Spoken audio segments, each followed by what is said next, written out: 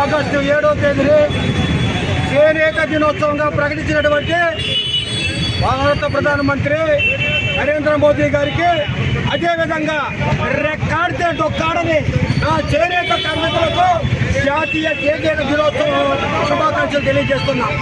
ఈరోజు చరిత్ర చెప్తుంది, చేనేత కార్మికుడు ఒక చీరను వేసి అగ్గిపెట్టెలో పెట్టి వెంకటగిరి రాజాకి ఇచ్చాడని. అటువంటి చేనేత కార్మికుడు ఈరోజు దిక్కు తెలవని పరిస్థితిలో ఉన్నాడు.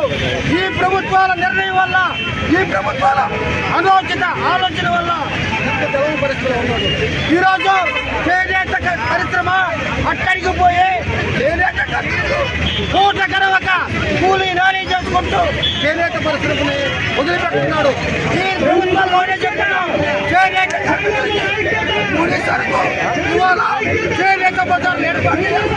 చేనేత కార్మికులందరికీ ఎందుకంటే ఇవాళ చేనేత కుటుంబాలని ఆదుకోవాలని ప్రతి చేనేత కార్మికులకి అనుబంధ సంస్థలకి చేనేత ఇవ్వాలని డిమాండ్ చేస్తున్నాం. చేనేత కార్మికులు